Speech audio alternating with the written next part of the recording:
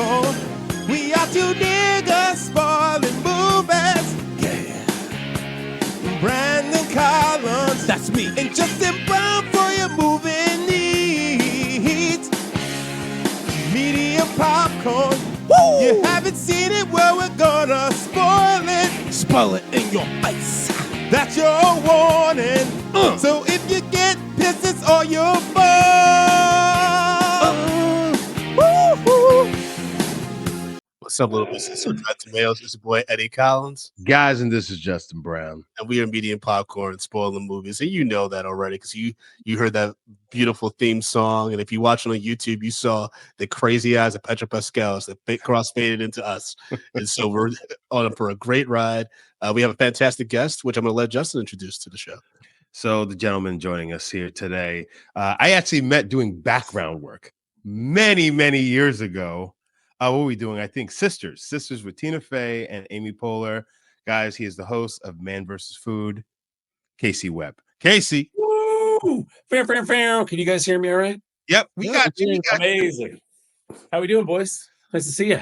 Doing great, man. Doing great. We're about to talk about one of my favorite. This is low key one of my favorite movies ever. I just forget about it because I don't know why I always forget about the Goonies. But every time I watch it, I smile ear to ear. Well, you know what? It's a wild movie, man. Yeah, I can't from start to finish. It doesn't really stop. I mean, it's got a slow burn in the beginning, and then it just unravels and keeps. It doesn't disappoint throughout, which is great. Casey, by slow burn, you mean a brother fakes his suicide in prison, escapes from prison with his crazy ass mom, and then we meet the most insane group of kids. Which without this group of kids and this cast, there is no Stranger Things, folks. There's nothing like that because that's true. These kids are incredible together. They wouldn't have brought it back. We wouldn't have had movies to refer to if it wasn't for movies like Goonies. Holy moly! Now, Casey, what's your relationship with the Goonies movie? Like, when did you first see it, and what has it meant to you over the past year? So I was 1985. I was 9 years old. So I mean. Watching it again, just for the purposes of watching it again. I got a cool story about, I just watched it not too long ago. Then I just watched it again today. I was 9 years old and I was basically Chunk. I was a chubby little kid that was really clumsy. And my father called me, he called me Grace when I was little because I didn't have any grace. I didn't know what he meant. I was so clumsy.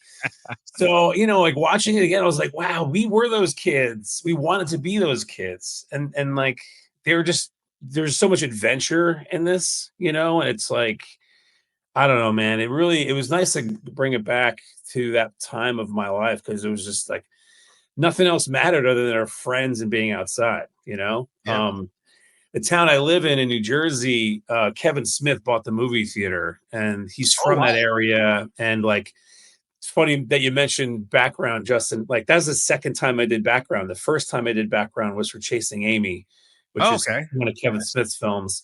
And there was no reason I should have been in the film. I was late to the call. My car broke down. All these like the dog ate my homework scenario, but it was true. I wound up getting in it. And then long and short, they show old movies at the movie theater. It's called Smod Castle Cinemas. Yep. It's like 100-year-old theater. And they show old movies. Like, so I got to see the Goonies in the movie theater not that long ago, which was really cool. Yeah. Real quick about Kevin Smith, nicest guy in the world. I saw him and Mark Bernardin do their Fat Man and Beyond podcast out of LA. Nicest guy in the world. Yeah, for sure. He has all the time in the world for anyone that has time for him. And, it's like having that be my first experience, in film, like watching how things work. It's like Ben Affleck is right behind me. Joey Lauren Adams is right behind me during this whole thing. And just what he was directing the whole thing in a real ice rink. So it was like 40 degrees the whole time. So, things like that, you don't really forget. And then getting to meet him again later in life. He's great. He's great. I learned a lot from just watching that dude talk. I've been to a bunch of lectures he recently had George R.R. Martin there, who's from Bayonne, who wrote Lord of the Rings. Game of Thrones. Totally different guy. And like just hearing him, he's uniquely himself, which all the time. You know, he curses like a sailor and just tells you how it is, which I can appreciate. Yeah. So, with that being said, Casey, is there any particular like adventure from you as a kid that you can remember that like the Goonies takes you back to that just in your mind? So we lived, I grew up in the suburbs in New Jersey. Both my parents were New Yorkers. So like they always played outside. So we were always like, we weren't allowed inside. Yep. Like it didn't matter what the temperature or the weather was. It was like go outside and play. And so along our property, we had this like little brook. So my brother, I have an older brother. So, and then what's really cool, my buddy who I'm staying with here in California, he has an older brother the same age, and most of my friends had siblings were of the same age, like 4 years apart. Hmm. So we grew up pretty fast. Like we were playing manhunt with adults, basically our older brothers, that like would hog tie us and throw us in the creek, and like we have to figure out how to get out of that. So having older siblings was like you learned a lot. It was almost like being, living in the house with like a Navy SEAL, in your mind, because 4 years older, you're like, I just love my brother. I wanted to do everything he did. I wanted to wear the same clothes he wore. I even tried to wear Z Cavaricis as a kid, but I was just too chubby. He'd always get pissed, put his pants on. But so it was, we had a lot of nature around us. So there's so many places that you could ride your bike to and get lost in the woods. Mhm. And that's where all the adventures started. And, and like you go home at dusk, you get home by dark, and so it was a daily thing, really, guys. It was, I'm back in the suburbs these days. I moved back to New Jersey from Brooklyn, and, yeah, it's a different, being an adult back home is, I want to go, I want to continue those adventures, but I think I'm a little bit old for that. I think you get arrested if you start doing adventure. Playing in the woods, playing manhunt, jumping out of people, attacking them. Yeah, you can't really get away with that. I mean, you shouldn't get away with that. Yeah. Brendan, anything that the Goonies just like brought to you? I mean, I think the Goonies just reminded me of a time where, and I think this is why like Stranger Things was such a huge hit, because it showed how kids really talk when they're around each other, Mhm. and when there's no adults around. Like they swear, they break shit that they try to hide, and like just the mischievousness of it and kind of the innocence. Like really appreciated that, because like I was the only child, and like I didn't have many friends, and if I the friends I did have, they didn't really like, they weren't able to like explore the way they did, and the way they do in this movie. Obviously, I mean, we weren't looking for fucking treasure and shit, but we're trying to save the town. Why were you looking for treasure? Yeah. You guys digging up dirty magazines and smoking cigarettes. I mean, that was happening on the trails too, but I had nothing to do with that. So like, I like what you said about the innocence part, because that's what it really, I mean, watching Goonies and then, having seen all of Stranger Things, I wonder how it landed with kids that aren't from that, like the era that they're trying to mirror. I think what's beautiful about that show, though, is because I remember having conversations with like my mom and my mother-in-law when Stranger Things first came out, and we were talking about the 80s. Like it was like a good way for like families to talk about the past without it being like overindulgent or like kind of corny. It's like it's a cool way to be like, you can have interventions. It's like we wanted to talk to you about this 30 years ago, but now that Stranger Things is out, we can really now talk about the problems that we've had with you. Because what's wild is like when you think about the first episode of Stranger Things, the kid Will gets abducted, right? And that was a big thing in the 80s. Like it's so interesting how they were able to play on that stuff. But to bring it back to the Goonies, though, I will say, even though I didn't do adventures and things like that, watching this movie gave me flashbacks of, I went down a huge Cary Green rabbit hole that then took me into the world of the Coreys. I had the biggest crush on Cary Green with this movie. Like you're not alone. You're not alone. Like because you mentioned Joey Lauren Adams from Chasing Amy, and I had a cute question on her too. But Cary Green, I don't know what it was. It was this movie and Lucas, where I was like, she is like that girl next door who's so cute and adorable, who's like always playing nice. I don't know if she's a nice person in real life, but yeah, man, this movie like brought all those like that crush, and then obviously Corey Feldman. He was a big part of my childhood with all the the movies he did with Corey Haim and stuff like that. Right. Yeah, he had some career. I mean, think about all the actors that are in there and where they've gone. It's like Josh Brolin is crushing it now. Yeah. Ki-Hu Kwan got an Academy Award last year. That's incredible. Who his like I think his manager is the actor that plays Chunk. I think he's Oh his yeah, lawyer. that's right. That's right. Yeah. Is his manager or his lawyer? Lawyer, yeah. Like Yeah. they all kind of still hang out with each other, except I think Corey Feldman's on the outs. But for the most part, like Sean Astin, like they all kind of still stay in touch. It sounds like. Yeah, Chunk became a lawyer probably because of that movie. He's like, you know what? No one's gonna ever mess with me ever again. No one's gonna make me do the truffle shuffle. I I'm gonna wrote go on that down. Ozempic. I'm gonna drop a lot of weight, and I'm gonna come back swinging. Casey, as a former chubby boy myself growing up, the shuffle was very cruel. I wrote that down. I was like, this is such a cruel thing to make this kid do.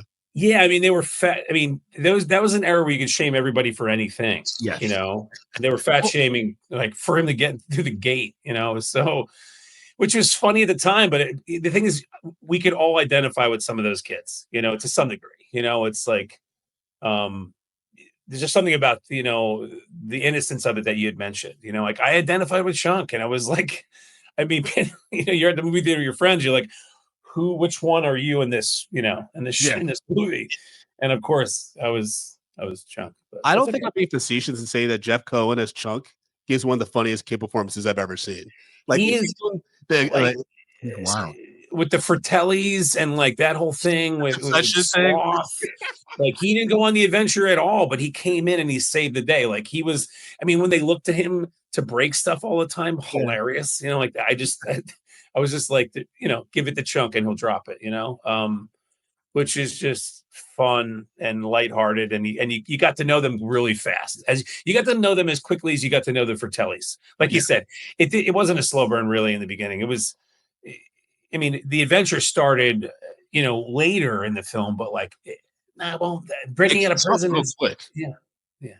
And then, I mean, the first time we see Chunk is like he squeezes he's against the window, look at the chase, and then he squeezes the Pepsi, like whatever thing, smoothie. It was a milkshake. It was a milkshake. And he's just like, shit. And I remember being like, we can swear in movies. Right.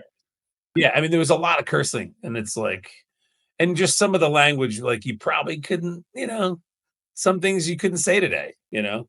I think you can. I think people want to see that more. I think they want to see that authentic, like kind of I agree with you. Vulgarity. I mean, like the super bads and things like that. Totally. You know, that stuff does great. It's very freeing to watch that and see that, because like being on a show like Man vs. Food, it's like it's basically a kid's show, more or less, because you know who's watching. And so I've been pretty lily white since 2017 doing the, you know, I've kept it pretty PC, you know, because I've said some filming. I said some crazy things, but like what's left, you know, on the table is you know, pretty clean, you know, for the most part.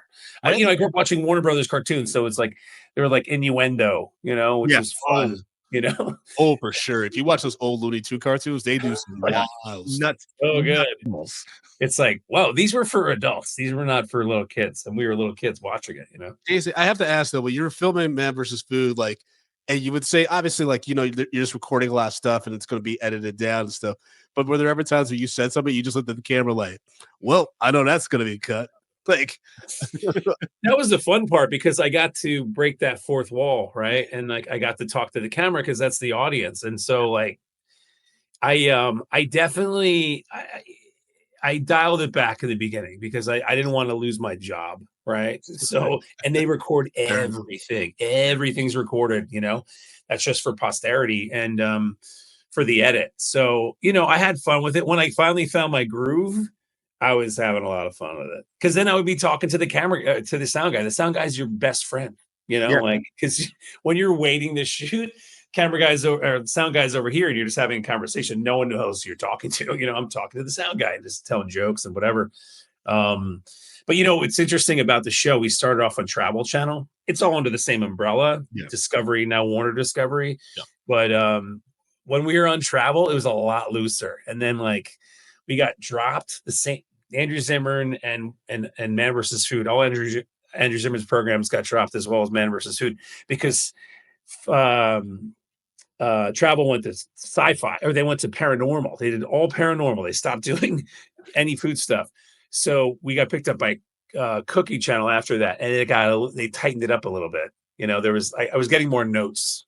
You know? So I had to dial it back a little bit more too. But yeah, for the most part, it was pretty clean. You know, got it. Yeah, see, Okay. for me, like that's what I think is so beautiful about this movie, and I will use the word beautiful because it's just like a time capsule, and just it feels so authentic. I mean, you also had heavy hitters behind this movie. You had Richard Donner directing. You had Chris Columbus of Home Alone fame wrote the screenplay. It's a story by Steven Spielberg, and you have a young cast that's just clearly hungry to do their thing, right? Like Sean Astin, I think, did a great job. Like, kind of, he wasn't carrying the movie, but he's like the audience, like key into this whole. Sure. We're following him. And then like the same, like I loved what he had the relationship with his mom where they both said things that didn't mean what they meant, the words. Yeah. His brother was always correcting him. He's like, no, that's not what that means, And he's like, and the mother did that too, which was just, it's like, okay. It was kind of a nod to how he communicated too, because his mom did it too. Do y'all know the famous Josh Brolin Steven Spielberg story? No. Where so apparently on set, Josh Brolin was like overthinking a scene, and Steven Spielberg's just like, just shut up and act. Yeah, I saw that interview. I think, he did say that. Josh Brolin, he's just like, stop worrying about it. Get out of your head and just play. Yeah, it's interesting because Josh Brolin's a very serious guy. I mean, rightfully so. That's what gives him like these great roles and these great performances. But it definitely seems like he maybe has lightened up though. I feel like he's kind of in on the joke these days about how seriously he takes things. But I remember there was like a confrontation, like an award show between him and Ben Stiller, where like Ben Stiller like did a sarcastic thing, like following winning for Tropic Thunder. Josh Brolin's like, "This is serious stuff, man," and I'm like, "All right." So he's sobered up. I guess several years ago, and like he just wrote a book. I think it just came out. Josh Brolin, about how he kind of hit rock bottom, and he was broke up until the point where he got Avengers, right? I think it was Avengers. Yeah, he was dead broke basically, and I was like, what does that mean? Like, I know what it feels like to be broke. I mean, a lot. I'm feeling it right now. You be broke. Yeah, I'm pretty broke right now.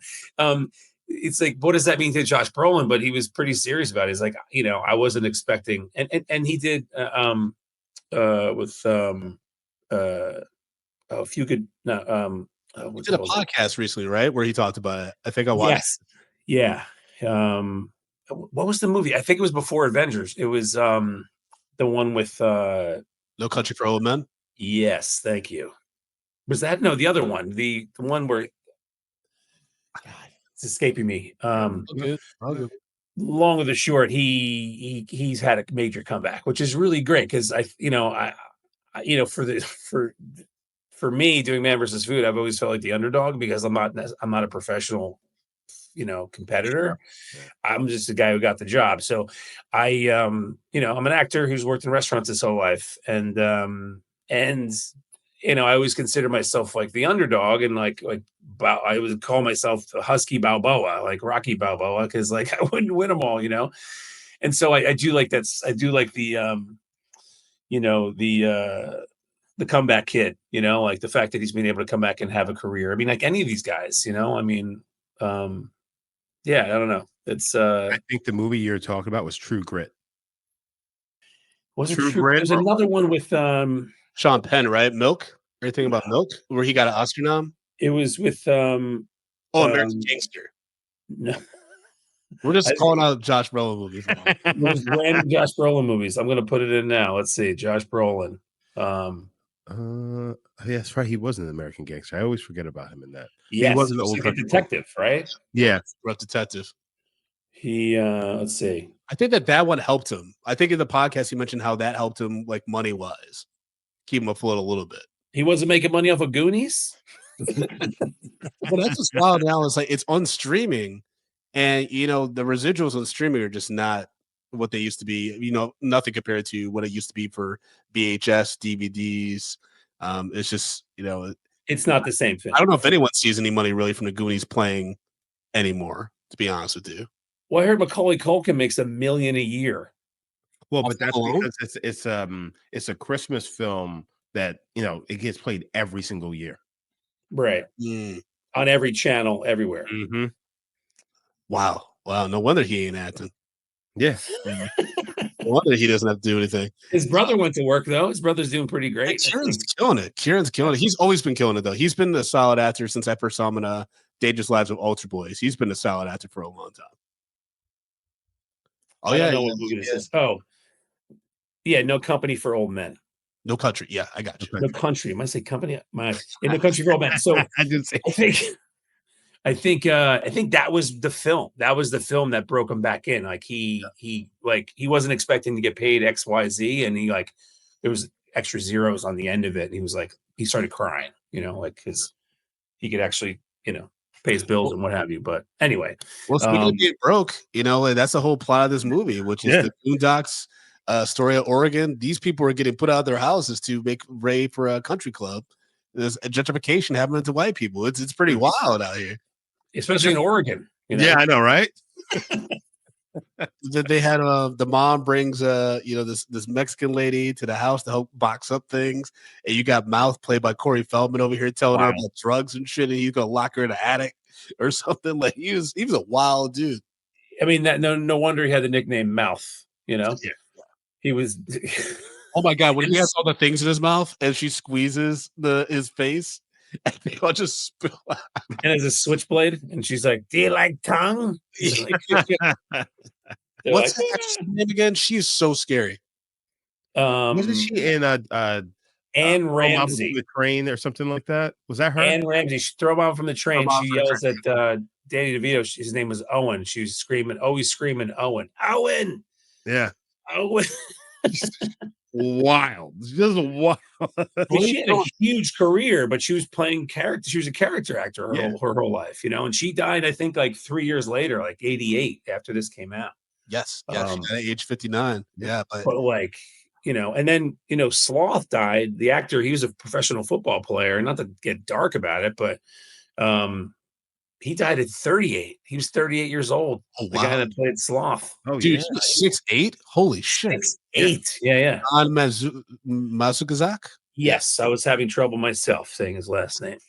I guess he was last playing for the Raiders. Fun fact: he was wearing a Raiders shirt that was homage to the team he was playing on currently when he was filming Goonies. Yeah. I mean, he goes to overdose.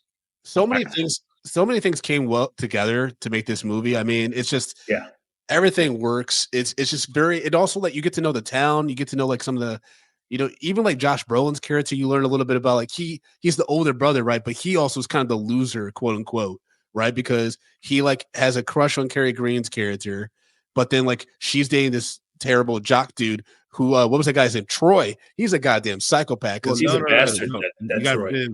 Because Troy is rich.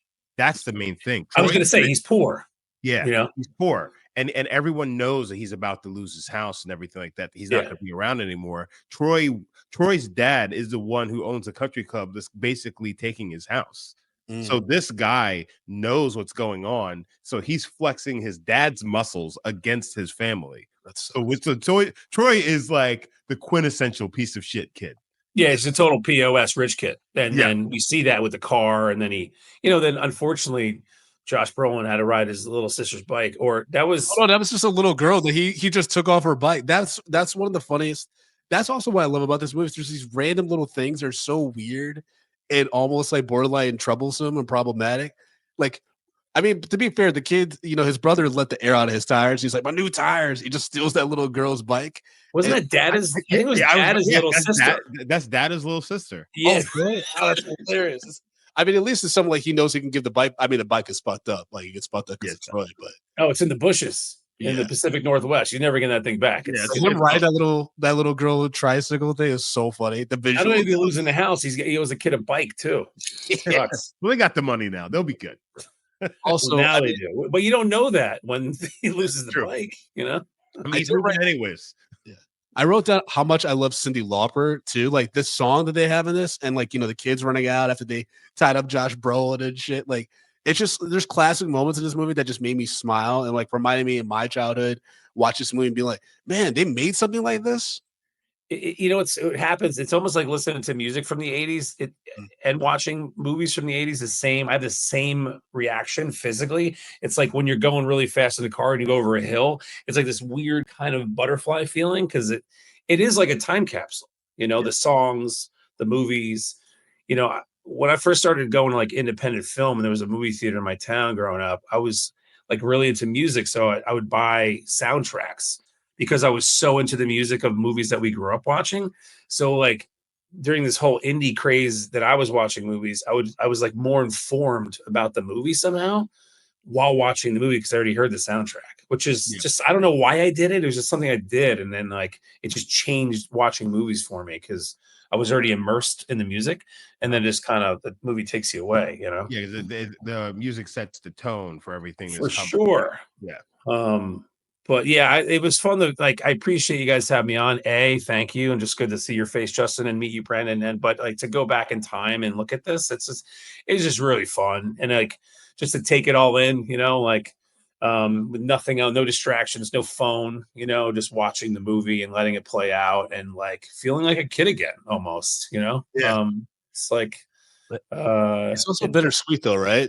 yes, It's bittersweet because if we're being completely honest, they don't make movies like this anymore. No. They don't make movies like this that are practical effects. They don't make movies like this that I feel like have a lot of heart, that are focused on just really, really good storytelling, that are focused on touching on a few heavy themes, you know, like losing your house and poverty, shitty family rich dynamics. kids. Yeah, terrible family dynamics, you know, like, because, you know, Sloth he's Kids this in danger. he was dropped as a kid, as a baby, and like left Multiple times. By the look of him, it had to be more than once. That wasn't one drop. He didn't fall once. Yeah. He fell down stairs. He fell down many stairs. Yeah, and basically treated like an animal, like locked away. You know, it's just there's a lot of things that like I think are really amazing about this movie that I wish we could get back to, just because I think young people need something like this. I think young people need like a movie that represents like their angst, that represents their how different people can come together for one shared thing, which is like, Yeah. hey, well, you know what? Worst case scenario, this is bullshit. This treasure map leads us to nowhere. But at least one, we had an adventure, and two, like we came together to do something. Right. Instead of all just we could have been sitting at home watching TV or fucking diddling ourselves. Instead, we actually did something cool. Because you only should do that at home. You shouldn't do that outside of the home. But you're right, because you know, I think there's an independent spirit with the way the world is now, with some of the technology that we have in our hands. But it's a lot of it's like it's like a popularity contest. I really hope that there's a shift in it where, because I think people are thriving, or they want more authenticity, and where a lot of social is the same. I could definitely see a because we're kind of in an indie movement now, the way the business is. Mhm. I don't know how close you guys stay into, you know, like Yeah. where you are in your careers with, if you're doing any acting stuff or even auditioning or what have you, but there's a major shift, and there's an independent DIY element that's going on, where it's like networks are just taking all the money, streamers are just taking all the projects, and like TV is disappearing, and but then we have these computers and platforms that we could do anything virtually free, sweat equity, beg, borrow, steal, you know, from our friends. So hopefully, you know, nostalgia isn't just for nostalgia's sake, and that perhaps maybe we can start doing films like this again, you know, like, because you can do it with your friends. You don't need a lot, you know. It doesn't have to be a 2-hour movie, you know. So one thing I will say, I think we do get some movies like this Serbian made, but they're not backed by the big studios. That's the main, because like we Right. did what, Good Boys, Brandon? Yes, Good Boys, the film with kids, stuff like that. Not Goonies-esque, a little bit more, actually kind of in between Goonies and Superbad. Yeah. Somewhere in that range. Hilarious. And the young actors are in that were great. And it's like, I think when we watched that movie, same thing. We were just like, we need more film. We need more of this. Like, you know, because this was so good. But like, and to your point, Casey, I hope it gets better. I hope we kind of shift in a different direction, but it's hard to see the industry going back, because they don't want to spend money unless they're sure it's going to be a hit. Right. But at the same time, they don't know what's going to be a hit. So, and they keep, and then we're competing with robots, you know, be it AI to some degree, but you know, it's also there as a tool to use to our advantage, you know, which is, you know, it's scary and it's uncertain. It's kind of the Wild West. I think, they're not spending money, but you know, what's interesting, brands brands are spending money. Yeah. Brands, especially in the unscripted or lifestyle reality, which is Man versus Food. I don't own the IP, or I'm just hosting it. Like, I have no ownership over the brand, or I can't sell merch, on at a flea market, Yeah. but there's brands are spending money, like, be it liquor brands, be it food brands. Like, I've done more stuff. I mean, I'm in the food space, so it's easier for me to lean into that stuff. But, like, we're getting projects that are being funded by larger brands, be it liquor, beer, so on and so forth, because they're not spending necessarily a lot of money on those campaign and commercials that they used to, because they can use influencers, they can use celebrities, that will really push the needle. Like, I mean, I used to audition a lot for commercials, be it on camera, voiceover, and so on, and like, a lot of those things are going to celebrities now. It's like A-list celebrities. So it's a bit of an uphill battle. I honestly feel like having a break from Man versus Food where I am now, just because we're talking about it, I feel almost in the same position right before I got the show, because there was a ton of momentum and like uncertainty about my career. And I was booking some commercials. I got to do, Inside Amy Schumer, which was amazing. And then I wound up doing Amy's other show, Life and Beth. And I get off subject very easily. I saw Roy Wood was on, and like, he's a friend of AC's, who Yeah. Justin Brown, Yeah. AC Rowe, and I got to hang out with him. So it was good to see him on the on show your too. Shout out to our Bad Boys episode. Yeah, I got to see. Yeah, which is great. I got to see him on your podcast. So, anyway, there's I think there's opportunity. I think it's going to be a lot more sweat equity on our part as creatives to make that stuff. 100%. I mean, like, I'm going through that right now myself. Like, where I'm like, there's this show I've been doing. I'm like, gotta start doing it. Taking it on the road and like getting visibility and stuff like that. It really is a sweat equity you're talking about. And I think, like, when I talked about the heavy hitters behind this movie, you got Richard Donner, who did Superman. You got Steven Spielberg, who is Steven Spielberg. So I don't think it took much coercion to get the studio to do this. Yeah. But I think that's also the reason why we haven't seen a remake. And I have a question for you, both of you, which is, do you think they should reboot this? Because for sure Warner Brothers has definitely had conversations about rebooting the Goonies, or at least doing a sequel. But what do y'all think? I think they should leave it alone. But as an actor, I would love to be in it. But I don't want, it's scary, because you wouldn't want them, you wouldn't want them to ruin it, or just making a sequel to have a sequel, So I think it's one of those that's pretty precious to recreate that, because like, some of the new Ghostbusters stuff was like, oof, it was kind of tough. No judgment, if I got the job, I would have worked it, and I would have happy. Casey said no judgment after he said, oof. It's like, we don't have to talk about other movies, but it's pretty precious. And so I would really question, who's going to make it, I guess, first and foremost, but I imagine it might be Spielberg.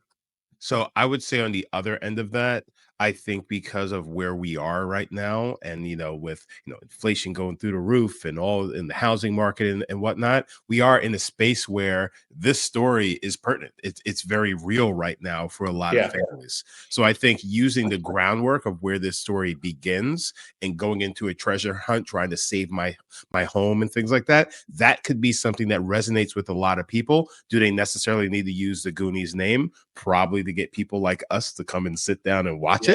But I think because of that, I can see why they want to use this. But it can't be a sequel. It has to be a reboot.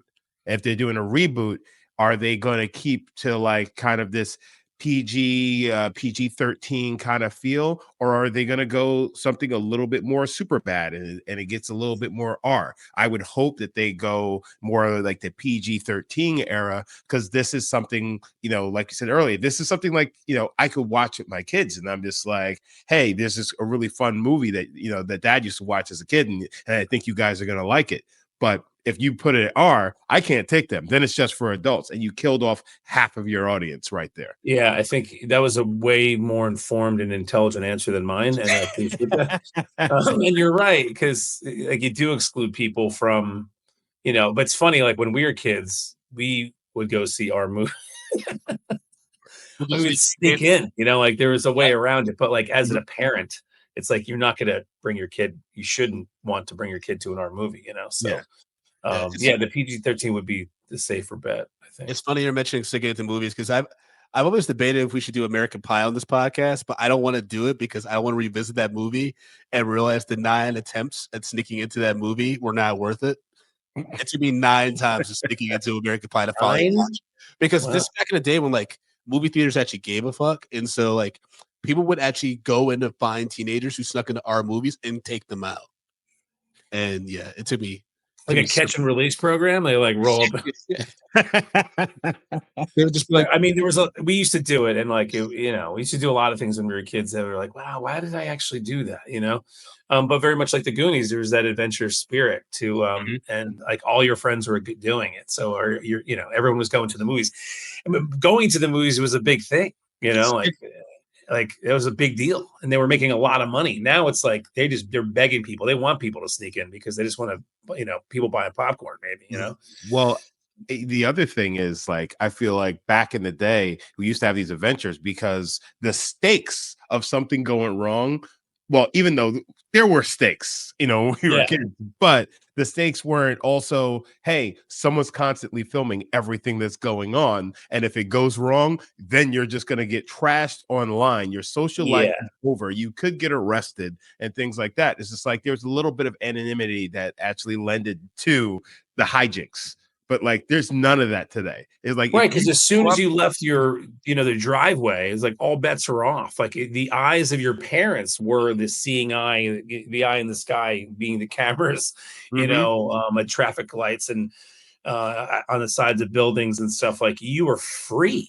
You weren't even wearing a helmet. You just your shoelaces weren't tied, and like you just leave your driveway or the building you were in, and you were free. It's to that point, Casey, though, I think that's why a reboot or a sequel to this won't work, because it's just a different time. And I think we in society have yet to reconcile the fact that it's just different, and like that this level of adventure and fantasy is gone from our youth, unfortunately. Like I'm not saying it's impossible to get it back, but I think in regards to this specific movie, you have kids that don't have cell phones, right? Actually have to talk to each other. You have kids that can read a map, like without a compass and without Google Maps and stuff. Like there's so many things that they had a medallion that they used to physically use the landscape with those There's so many things that they would have like shortcuts to. Where this movie, in theory, this was like almost 2 hours. This movie could be 45 minutes. Like, what's interesting that you say that is that like, well, Stranger Things was successful, right? Doing almost the same thing, but it would almost be like a sci-fi film because we're so far removed from those things. Where we are now, kids have no identity with how life would be without a cell phone. Like it's almost like we're going back, in time, and they've never experienced that. So it might sell because it's sci-fi in its own way, because kids can't imagine living a life like their parents did.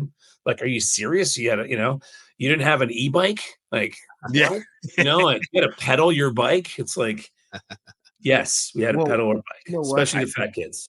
I think it could. I think it could actually work because it depends off settings.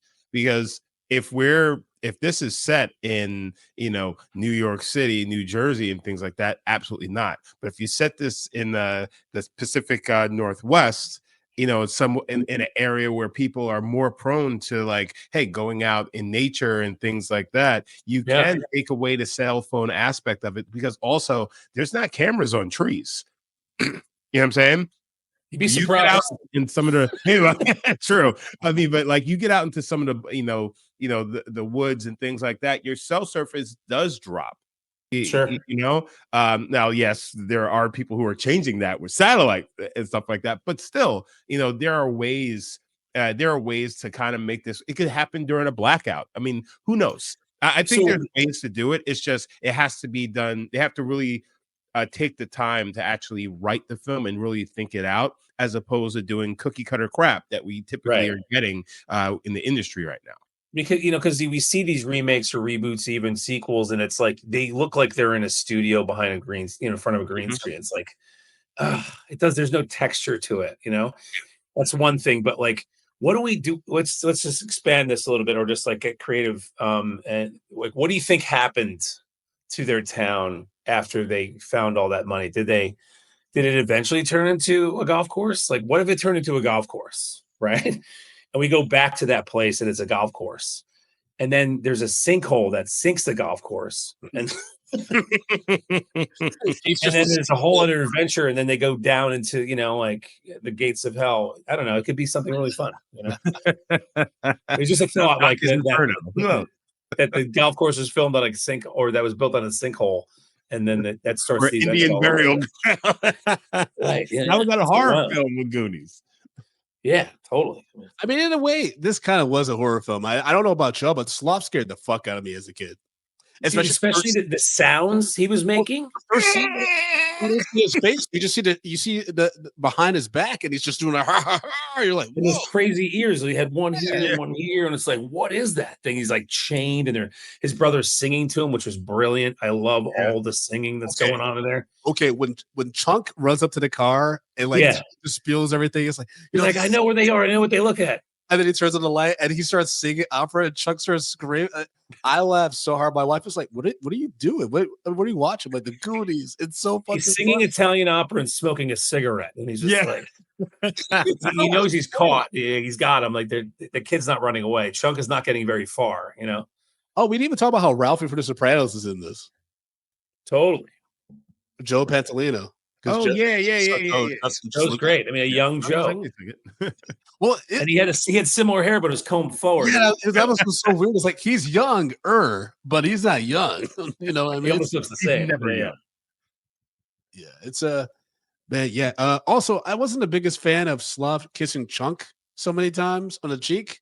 I thought that was a little weird, but at the same time, this dude's been locked up in a room watching like old films and shit. And I mean, he has the strength of like a gladiator, but then he has like the mind of a child that's fallen down several times, right? Like he has strength beyond normal human proportions, but like he is a child inside. So I think that's the way he I think he shows happiness. Yeah, it is a little creepy. I agree with you, but Chunk's trying to dig us out of that though. Like, but it wasn't like Let's not forget though, he's Italian. Okay, he's definitely Italian. He's Italian. Right? He's Italian. He's a huge Italian. Cheek, That's true. Like our old governor.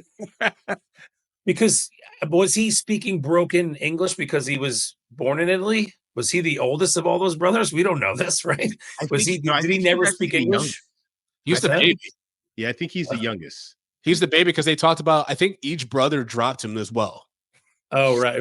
I think one of them was like, I only dropped you that one time or something. They're basically apologizing. Right. Yeah. Also, UV, our producer, said in the chat that Robert Davi is an actual trained opera singer. Yes. Which is hilarious. I mean, just that scene is so fucking funny. It's such a random scene. And I wouldn't, if I brought it up in conversation, like, one of the funniest scenes is this thing, they'd be like, what? But you just have to watch it. It's just. I feel like that might have been something. I feel like that might have been something that just happened. He happened to be singing between takes, and they're like, "We're going to use this." Let's use that opera thing that you do so well, like, because it just plays so well. Especially the scene in the car, because it's like, oh, he's talking to a cop. No, he's talking for Telly Brother. Yeah, UVA just confirmed in the chat it was his idea. Oh, it was? Yeah, which is it just makes sense. I mean, it just came together. It's so funny, but you gotta think though. When Sloth goes home with Chunk. Chunk's mom was like, motherfucker, I got two people to worry about breaking shit now. Yeah, I think he slept in the yard probably. He had to sleep in the yard. He was step by step. He was living in a van in the driveway. Yeah, I was gonna say Charlie Brown when he was sleeping in the French vineyard, Justin, in the fucking Bon Voyage, Charlie Brown. He probably slept in in the garage or like. In a tent or something outside. Yeah, the garage dwelling was really big in the 80s. The Oh, 80s yeah. and 90s. It was like you had a garage. No, you had an extension. Right, because that's where, like, it started with usually the man of the house, right? Like that's where all the tools are. That's where I mean, I grew up in the suburbs. That's where the lawnmower was. That's where all, things that, the combustible things, rat poison, like all the bad things were in there. That's where I think my old man would crack a beer, And then that's when it slowly morphed into the burnout son lived in the garage. Totally. It's like, they're like, get out of the house. Like, all right, I'll live in the garage. So the kid that's smoking weed all the time was living in the garage near all the gasoline tanks and, they're huffing in the garage. I do want to point out though, Casey, you kind of brought this up a few minutes ago about like the outcome of this whole thing. And yes, they get the treasure. And yes, Mikey's dad rips up the paper about the foreclosure and stuff, but that's not how legal process works. And so unless they're able to liquidate this gold and treasure very, very quickly, they're going to have to go to market with this. They're going to have to sell these, Spanish reals and, these, like all those jewels. It takes a while. They're going to have to go to Sotheby's and it's going to take a while. But you don't think Oregon's going to be like, well, technically this is our state property. That's why I'm thinking that it turned into a golf course. Like we see the ending as they wanted us to see it, but like those kids get kicked out, they move away. Exactly, I think the pessimist in me, like, is on the same wavelength as you, Casey, where I'm like, for the movie, obviously it's a happy ending and stuff like that. But let's be real, like they all had to move. Yeah, I would love to see them 30 something years later. I mean, at this point, it's more than that, but to see like the day after, like it was like the next day when they seize all the jewels. The Fratellis all go to jail. Sloth gets suicide by cop. And then he cries, and then he goes on a rampage. I don't know. I mean, there's so many things could happen, but then Carrie Green is all traumatized because she realized she kissed Mikey and not Brand. She was like, no. She doesn't get traumatized. She realized that she likes it. And then now she's making out with him, and her brother is just losing it. And then now they hate each other because she's banging his little brother now.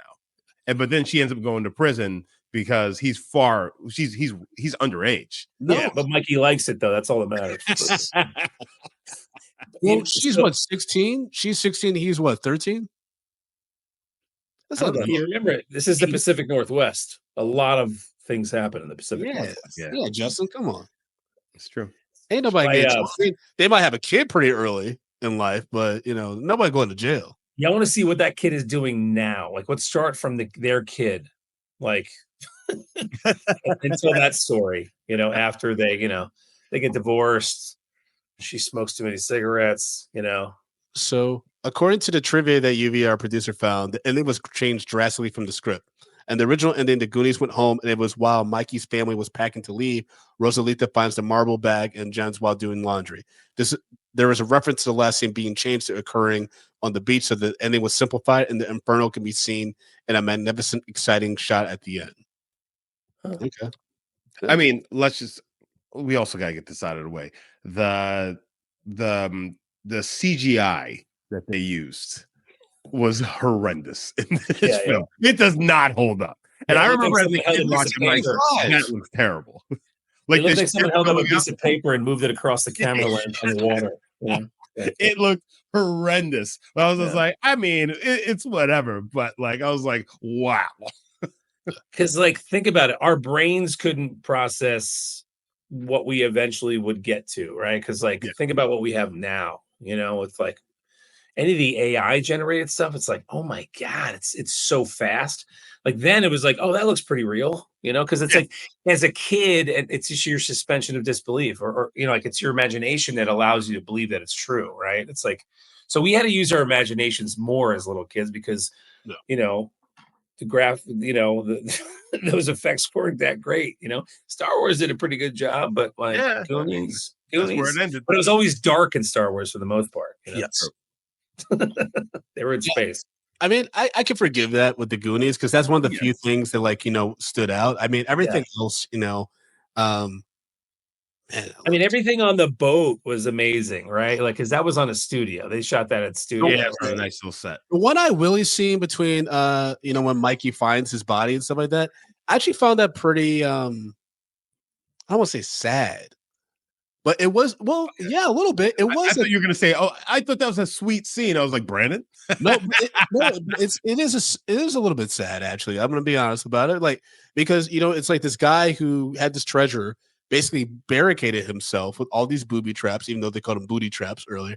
And like he can't enjoy his treasure, and then you have Mikey who's like, I need this treasure, but it's almost kind of like Mikey's a little resigned at this point. Like it's kind of like I've been looking for this, I found it, but I don't know if this is gonna work out. Like it seemed like a very like loss of innocence moment for Mikey, almost like he's growing up a little bit, but also at the same time realizing like this shit may not work out the way you think it's going to. I don't necessarily. I feel in that scene is more like, "Hey," he's like, "Hey, we did it, we found this, but now the adventure's over." You know what I'm saying? And it's almost like a symbol of like, I have to move now. It's like my childhood's over. Like all the things I hold near and dear, like it's done. And just like this adventure, it's my final adventure with all of my friends.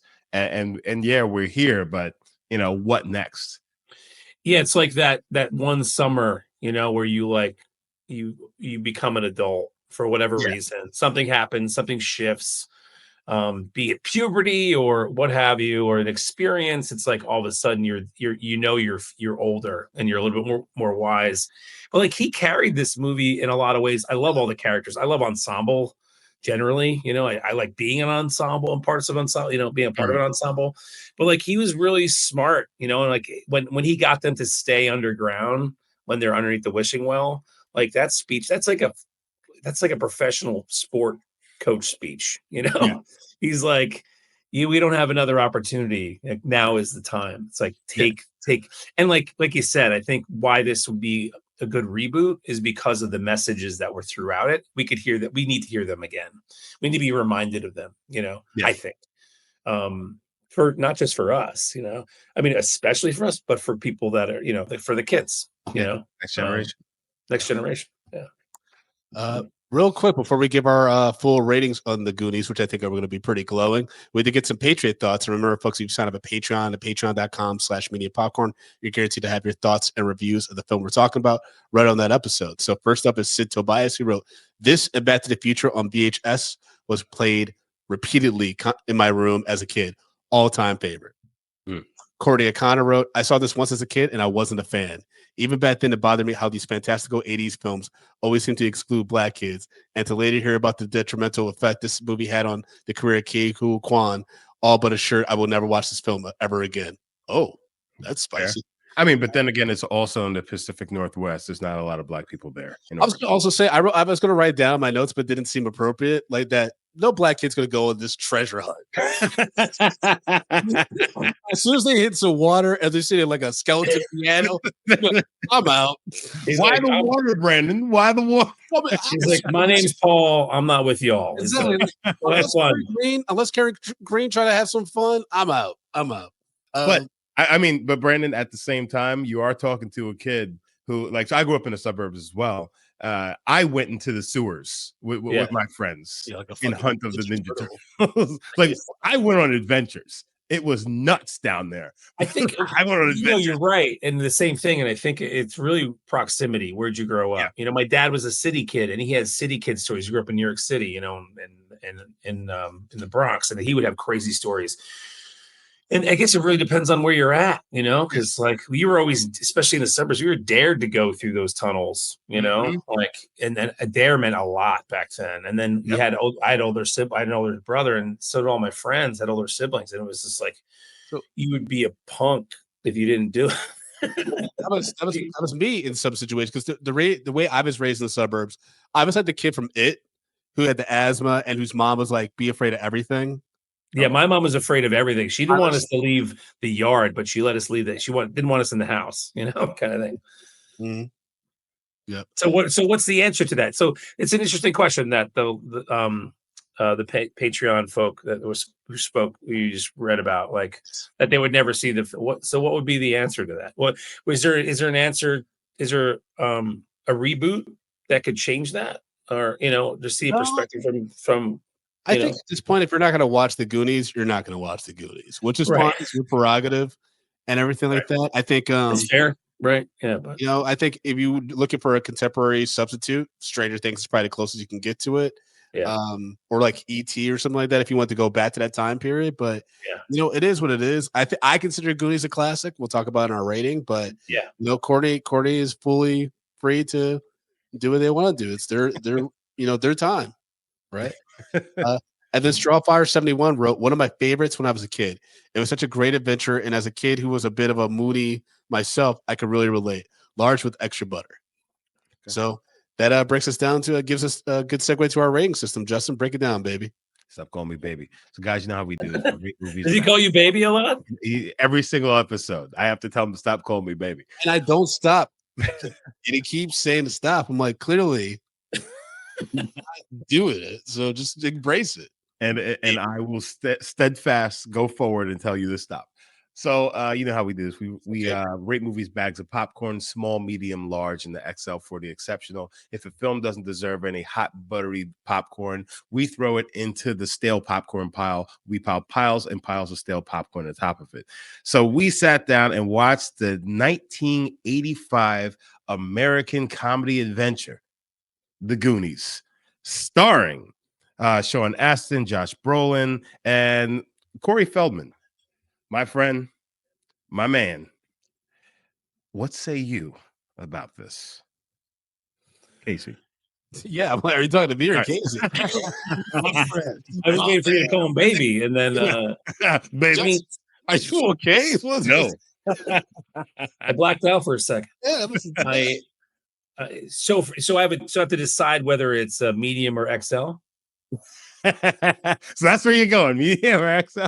I mean, to me, it's XL all the way, and it's smothered with butter and deliciousness. I mean, I'm an XL, I'm a double XL, sometimes triple XL in size. As far as significance and the impact that I had then and even now, be it nostalgic, be it just being a movie lover, being an actor myself, it's extra large for me. Brandon? yeah, this gets an XL. This is a classic to me. This is one of the. I smile ear to ear when I watch this movie. The performances, the soundtrack, the vibe, just the story itself. It's so epic. It's such a huge and like child actors. They usually don't. The 80s and 90s, man, they just didn't care. They didn't care about restrictions. Granted, some of these kid actors probably were in some precarious situations on set. I was about to say, Brandon. I was like, there's a reason. There's a lot of stories that came out later on, but I think those kids too had to grow up fast. I think, there's some it's rough like- stuff that happened, but at the same time, it's like it's tough because their sacrifice gave us amazing cinema, right? It gave us great experiences and things like that. Their sacrifice. It wasn't like they enlisted. They just didn't have their parents on set because there were no rules then for it. Yeah. They just they were smoking cigarettes in the back lot with the adults. There was definitely Getting touched. With the Fratellis. They got touched, but Martha Plimpton was smoking cigarettes. Oh yeah, apparently she didn't get along with Corey Feldman either. So that had to be a funny, But that was a good dynamic because they were arguing a lot on during the filming of it, or on screen. Funny story. She lived in my neighborhood in Brooklyn. I used to see her all the time at coffee shops. I was so psyched. I was like, I love, and also Mike O'Keefe is his stage name, but he was the kid from Caddyshack. Oh, okay. Oh, okay. Yeah. Anyway, he lived in my neighborhood too. So Yeah, it wasn't a very fancy neighborhood. It was just they happened to live there. If I ever ran into Martha Plimpton, my first name would be like, "Hey, you got Carrie Green's number?" Yeah, how's Carrie doing? How's Carrie doing? Are you guys part of a group thread or anything like that? You guys on a text feed? Yeah, what are you guys doing? What are you guys doing? Justin, what's your Carrie, call me. Wow. Yes, I'm giving this an XL as well. I mean, to this day, I'm still saying like Baby Ruth, hey, you guys, and everyone I know still does that. Like this movie is so significant. It's so significant for so many people in so many ways. It's hard not to love this movie, even though some people don't. Compared to, if you listen to our Patriots. But this is an XL film for me. Like it's on, I watch it. And I can't wait for my kids to be old enough so they can watch this as well. Wait, what age is that? I'm not sure. I'm not sure. What is the appropriate age for kids to watch this? Because there is a lot of swearing. I think it's going to have to come down to like one of the things where I'd say probably like 10 earmuffs. Like earmuffs, like no. Well, because I think there's a point as a parent where you're just like, my kid knows curse words and they just curse and when I'm not around, and you just have to come to that realization that it's happening and it is what it is. There's nothing you could do about it. And you kind of just like, as long as you're not cursing around me, whatever. And that's the way I kind of look at it. So it's like there's gonna be a point where like they hit around like 10ish. I'm just like, I know you're cursing. Don't think just because you're watching this with me that it's okay, but you can watch it in a film. And I'm not going to beat you. Because also, you can't beat your kids anymore these days, guys. You can shake them, though, right? Okay. So, Casey, tell the listeners how they can follow you, man, and keep up with what you're doing. Shaking kids since 1976. You can follow me on social media. I am Husky for Life. Casey's Call on X or Twitter. And Facebook is Casey Webb, and TikTok, I believe, is also which I think is going away. Who knows? It's also I'm Husky for Life or under Casey Webb. So nice. Folks, y'all know you can follow me at Frodo_Blackens on Instagram and Threads, FrodoBlackens.com for show dates. Got some stuff brewing for 2025, so be sure to keep an eye on that. You can follow the show at MediaP Podcast on all social media platforms. Be sure to go to youtube.com/MediaPopcorn. Push that subscribe button. Justin, if people want to follow you as well as support the show financially, what can they do, my brother? Guys, first of all, you can follow me at J Brown Did It on all your social media platforms. Also, just keep an eye out on your TV screens because I have a bunch of commercials and shit like that coming out. So, you may see me popping up in some things. But of course, you can support. Do you have hemorrhoids? Some of those too. You have trouble sitting down? Don't work. Neither does mine. But guys, you need to support this show on Patreon, patreon.com/mediumpopcorn. We have $2, $5, $10, and $15 packages. Our entire backlog goes on the Patreon, as well as bonus episodes, mini episodes. Guys, Patreon is where it's at. Again, that is patreon.com/mediumpopcorn. Chitty, chitty, bang, bang. Thanks, Casey, fellas. Casey, thanks so much for joining us, man, talking about this classic show. Also, Casey, you have a hot sauce? Yes, Casey's Inferno is coming out 2025. We're basically done with that, which is exciting. I've been my travels. I've met a lot of farmers and chefs and the like, and I got some seeds from Louisiana, and I'm making a New Jersey style hot sauce.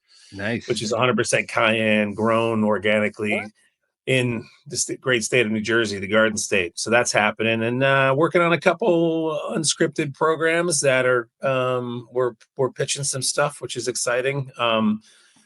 It's I just did a bunch of voiceover stuff for Uber Eats, so you can listen to me there, and more to come for sure. Here's to a lot more work in 2025, my friends. Yes, sir. Well, Casey, for sure, when your hot sauce comes out, you let us know. Give us a link, and we'll post it up for you. Oh, I'll send it to you. I'll send you some. Listen, you send me some. Yeah. I love some hot sauce, so bring it. Pucker up, gentlemen. Pucker up, because it's coming in hot. You know what? Justin and I will do like our own version of Hot Ones, and we'll interview each other eating your hot sauce on chicken wings. That's amazing. Can I chime in at the end? Yeah. Okay, cool. Yeah, let's do the same thing. We'll just eat wings with my hot sauce. Right? I mean, I'm into it. Listen, you're in New Jersey. We're in New York. Come on. We can make this happen. I'll show up. Indeed. I'll come to your house. Let's do it. They're like, well, maybe not. Well, man. I appreciate you guys having me on. This is a lot of fun. And let's keep going to the movies. Let's appreciate you, buddy. All right, guys. Be well. Take care. Peace.